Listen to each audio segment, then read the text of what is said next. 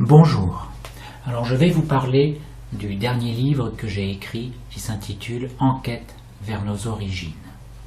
Alors ce livre traite de différents sujets, mais je vais faire une vidéo par thème, par grand thème. Dans cette vidéo, je vais vous parler de l'origine. Qu'est-ce que signifie une origine? Qu'est-ce que l'origine? Alors pour pouvoir répondre à cette question, il faut déjà comprendre comment fonctionne le temps. Qu'est-ce que le temps? Il y a trois choses: l'espace, le temps et la matière. Alors il faut savoir que jusqu'au 19e siècle, voire début du 20e, on pensait que l'espace, le temps et la matière étaient trois choses totalement distinctes. Or, Albert Einstein s'est rendu compte que ces trois notions étaient liées ensemble. C'est-à-dire que maintenant on ne parle plus d'espace et de temps, mais on parle d'espace-temps. Et on peut même rajouter la notion de matière, car si on enlève l'espace, eh bien le temps et la matière n'existent pas. Si on enlève le temps, la matière et l'espace n'existent pas. Et si on enlève la matière, le temps et l'espace n'existent pas. Donc ces trois notions sont liées. Si on écoute les anciens philosophes grecs, par exemple Platon, qu'est-ce qu'il nous dit? Il nous dit « La substance éternelle, toujours la même et immuable, n'est, ni ne fut, ni ne sera jamais dans le temps. » Aristote nous dit « L'infini est toujours en puissance et jamais en acte. » Nous verrons ce que cela signifie. Au niveau des traditions, Elena Petrovna Blavatsky nous dit « Le présent, le passé et l'avenir n'ont pas de validité abstraite. Comme disent les Écritures, le passé est le présent et aussi l'avenir, qui, quoiqu'il n'existe pas encore, cependant est. » Alors qu'est-ce que cela signifie? Qu'est-ce que signifie être en puissance mais pas en acte? Qu'est-ce que quelque chose qui n'existe pas mais qui est? Donc quelle est la différence entre l'existence et l'état d'être? Nous allons voir ces sujets-là. Selon un article du magazine Discoverer, une majorité non négligeable de physiciens croient que toute fusion réussie des deux principales œuvres maîtresses de la physique du XXe siècle, c'est-à-dire la mécanique quantique et la relativité d'Einstein, va inévitablement décrire un univers dans lequel le temps n'existe pas. Alors, qu'est-ce que cela signifie? Qu'est-ce que ça veut dire que le temps n'existe pas? Déjà, pour pouvoir traiter de l'origine, il va falloir être capable de se mettre en dehors du temps. Quand on veut traiter d'un thème, il faut se mettre à l'extérieur de ce thème. Car si notre origine est dans le temps, on pourra toujours remonter en arrière. Et donc, comme on a vu que le temps, l'espace et la matière sont liés, ça veut dire que notre origine ne devra pas non plus être liée à la matière et à l'espace. Mais qu'est-ce que cela signifie? Comment expliquer ce genre de notion? Alors pour pouvoir répondre à cette question, on va partir de trois manières de concevoir le monde. Il y a les traditions, plus généralement on appelle ça ésotérisme, éso qui signifie en dedans, c'est ce qui va expliquer les causes, ce qui est à l'intérieur des choses.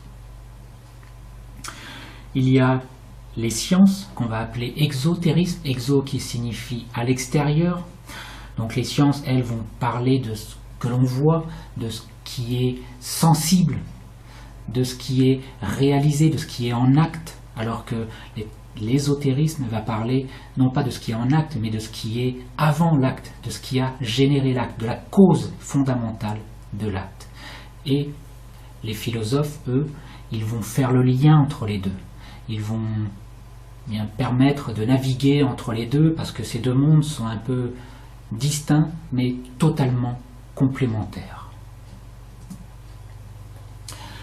Alors, on le voit, comme disent les Écritures, le passé est le présent et aussi l'avenir qui, quoiqu'il n'existe pas encore, cependant est. Ce qui signifie que, hors du temps, nous aurons quelque chose qui est dans un état d'être, qui est ce que nous dit Aristote, un état en puissance. Platon va plutôt nous parler d'un état en pensée. Si on utilise la mécanique quantique, ça va plutôt nous parler de la notion d'onde, quelque chose qui est sous forme d'onde et non pas de particules. Et également, on pourra avoir cette notion que l'on appelle d'éternel présent. Donc il n'y a pas de temps parce qu'il y a un éternel présent. Tout est unifié. Il n'y a pas de linéarité, passé, présent, futur. Au niveau des sciences, donc à l'intérieur du temps, elles vont étudier le temps. Là, il va y avoir la notion d'existence. Il va y avoir la notion d'acte. Il va y avoir ce que Platon appelle la copie de la pensée. Et puis l'équivalent de l'onde une fois qu'elle s'est matérialisée, c'est-à-dire la particule. Et là, ce n'est plus un éternel présent, mais le temps existe et il est de manière cyclique, on le verra, c'est ce que nous disent les traditions, et il y a un passé, un présent et un futur. Donc nous voyons qu'il y a une notion hors du temps et une notion dans le temps qui sont totalement complémentaires. L'état d'être va avoir sa complémentarité dans l'existence. Une fois qu'il va venir en acte, il va exister. L'état en puissance va arriver en acte. La pensée, d'après Platon, va devenir une copie de la pensée qui va se matérialiser.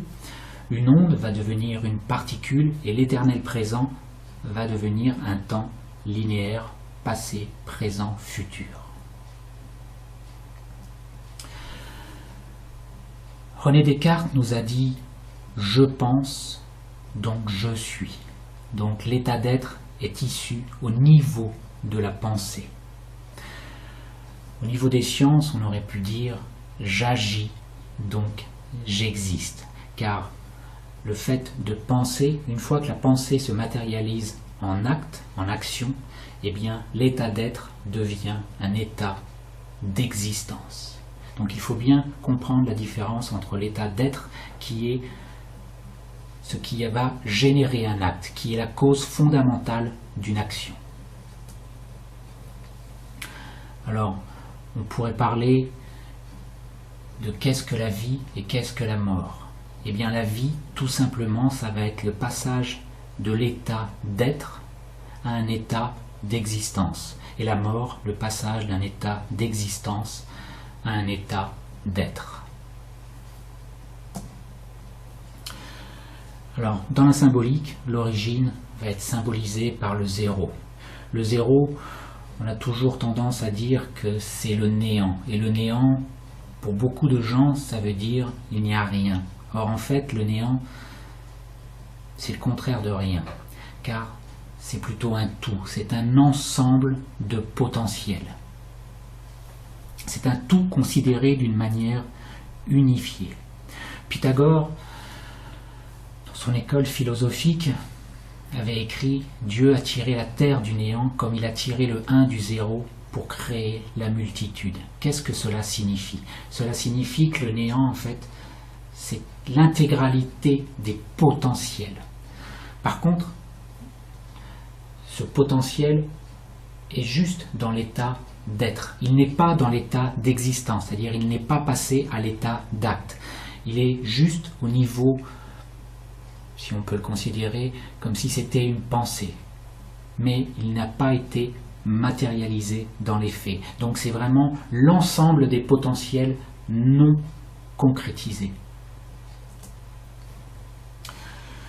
Au niveau de la mécanique quantique, le physicien quantique David Bohm nous dit « En fin de compte, l'univers entier avec ses particules, y compris celles dont sont faits les humains, leurs laboratoires, leurs instruments, doit être conçu comme un tout indivisible au sein duquel l'analyse en constituant séparé et indépendant n'a pas de justification fondamentale. » Cela signifie que, de nos jours, après avoir énormément cherché à séparer la matière, à essayer de trouver des particules encore plus petites, de plus petites, maintenant les physiciens prennent conscience que s'ils veulent comprendre le monde, il faut non pas chercher à séparer ce qui constitue ce monde, mais chercher à le relier. Et ce n'est qu'en comprenant, en reliant tout ce qui existe, que l'on pourra avoir la compréhension de ce monde. Alors qu'est-ce que le 1 ? Les 1, symboliquement, on pourrait dire que c'est l'impulsion de la vie. Il y a des potentiels qui existent, et puis la vie, elle se dit, tiens, ça pourrait être intéressant qu'il y ait un des potentiels qui se concrétise. Alors, Elena Petrovna Blavatsky nous dit « Les cycles et les époques dépendent de la conscience. Les cycles reviennent parce que nous retournons à l'existence consciente. » Qu'est-ce que cela signifie ? Cela signifie que ce qui va faire que la lumière va arriver après les ténèbres, si on suit un peu les traditions, les religions qui nous parlent de ténèbres, qui nous parlent de lumière, eh bien, c'est tout simplement parce que des consciences vont arriver. C'est donc les consciences qui vont se réveiller, et comme si après avoir passé une bonne nuit, elles vont retourner à l'état actif, et donc elles vont pouvoir repasser un autre cycle. Elena Petrovna Blavatsky nous dit « Lorsque l'univers entier était plongé dans le sommeil, lorsqu'il était revenu à son unique élément primordial, il n'y avait ni centre de luminosité, ni œil pour percevoir la lumière.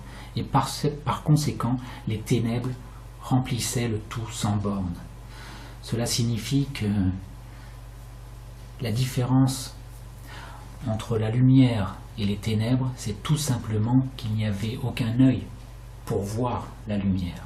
Aucune conscience n'était là. Les consciences étaient endormies. Donc il n'y a aucune différence. La seule différence qu'il y a entre les ténèbres et la lumière, c'est qu'il y a dans les ténèbres, les consciences dorment, alors que dans la lumière, les consciences s'éveillent et éclairent certains points. Au niveau de la mécanique quantique, on peut faire le parallèle avec ce qu'on appelle l'état ondulatoire. Une onde, c'est un champ de potentialité où tous les états sont superposés. Et par contre, une fois qu'une conscience va s'éveiller, il va choisir pour l'onde une des potentialités et la faire se concrétiser. Ce qui fait que ça va donner naissance à la particule qui va pouvoir être située dans le temps, qui va pouvoir avoir des caractéristiques propres. Mais c'est uniquement un choix effectué par une conscience qui va permettre de donner à cette particule ses caractéristiques. C'est-à-dire que sans conscience, il n'y a pas d'existence. C'est la conscience qui va amener les êtres à l'existence.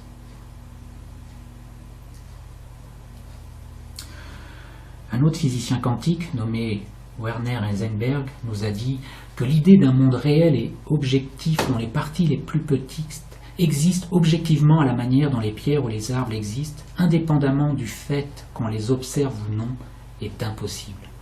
Cela signifie que le monde existe parce qu'on l'observe, mais c'est en observant le monde qu'on crée cette existence.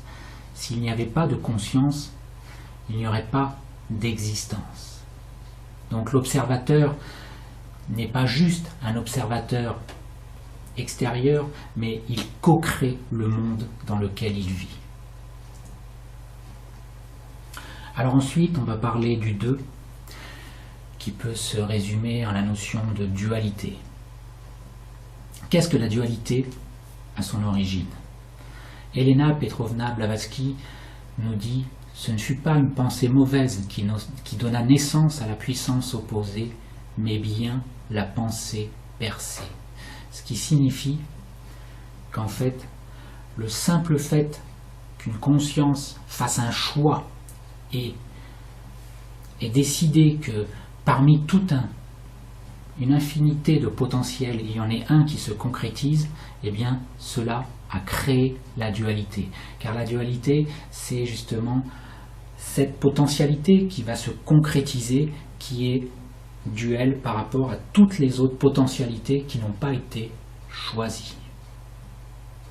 Il n'y a donc pas de notion de bien et de mal.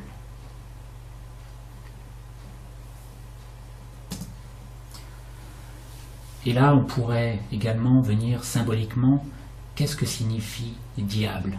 En anglais, c'est diable, capable de diviser. C'est-à-dire le diable a été capable de diviser l'indivisible. Normalement, l'unité, tout est relié, tout est indivisible. Mais en divisant, eh bien, en se donnant la capacité de diviser, cela a créé cet état d'existence. Et c'est ça un peu l'origine du mot diable, diable. Parlons maintenant de la Trinité. Trinité, le chiffre 3, qui est en fait une triunité, car à partir du moment où on arrive à 3, on revient à l'unité, on régénère une unité. Il y a juste besoin de 3 éléments pour en recréer un autre qui va devenir lui-même une unité. Et là, je vais citer Platon qui nous dit « Quelle est maintenant la définition de ce que l'on appelle âme ? En est-il une autre que celle qu'on vient de donner? Une substance qui a la faculté de se mouvoir elle-même. » Donc nous voyons qu'il y a une onde qui va donner naissance à une particule. Et qu'est-ce qui va donner naissance à cette particule? C'est le mouvement. C'est le fait que cette onde se mette en mouvement. Elle va permettre d'activer, de donner la vie, de donner l'existence à la particule. Et donc là, symboliquement, l'onde peut être représentée par la notion d'esprit. C'est un état d'être, c'est-à-dire un potentiel, qui rentre en mouvement, la notion d'âme, et qui va activer un corps, la notion de particule. Maintenant, le 3, si on prend par exemple une famille, il va y avoir un homme qui va se marier avec une femme, ils vont avoir un enfant, 3. Cet enfant lui-même va devenir 4, une unité, donc une triunité, qui va lui-même trouver un compagnon ou une compagne et qui vont avoir un enfant qui va devenir le 7. Le 7 va s'unifier au 8, ils vont avoir un enfant qui est le 9, et là, la boucle est bouclée. Nous sommes dans un schéma que l'on peut appeler fractal, un schéma holographique où nous revenons à l'unité. C'est-à-dire à partir du moment, avec 3 unités, un couple permet de donner naissance à un enfant qui va être lui-même une autre unité. C'est pour ça qu'on parle de tri-unité. Avec 3 êtres, on revient à l'unité. Et donc là, on peut le faire à l'infini. Qu'est-ce que cela signifie? Une pensée est capable de se propager par elle-même. L'âme est-elle une pensée qui se meut afin que les formes qu'elle habite prennent conscience d'elle? Si je reste à ma propre image constamment, cela signifie-t-il que je ne fais que regarder ma propre essence sous des apparences différentes? Alors pour résumer, le 0, c'est la potentialité, la pensée, une onde, un état en puissance. Le 1, c'est la notion d'unité que l'on retrouve également dans le 0, mais c'est l'unité qui va commencer à avoir une première impulsion de vie. C'est le réveil des consciences. Le 2, c'est la dualité. C'est un choix en acte qui va être duel par rapport à des choix potentiels qui n'ont pas été choisis. Le 3, c'est la trinité, la triunité. C'est un état en acte qui va être capable de penser lui-même. Donc le 3 va être lui-même, redevenir lui-même une unité qui est à l'image de son origine. Donc nous avons un état d'être qui arrive à l'état d'existence. Cet état d'existence est lui-même un état d'être qui va amener un autre état d'existence. Cet état d'existence est également un état d'être qui va amener cet état d'existence. Donc vous voyez que nous sommes dans un monde fractal, un monde holographique où en fait des êtres créent de l'existence qui deviennent eux-mêmes des êtres qui vont créer de l'existence. Et c'est ça cette notion d'esprit, d'âme et de corps. L'esprit, c'est l'être. Grâce au mouvement généré par l'âme, va se mettre à exister. Merci de votre attention.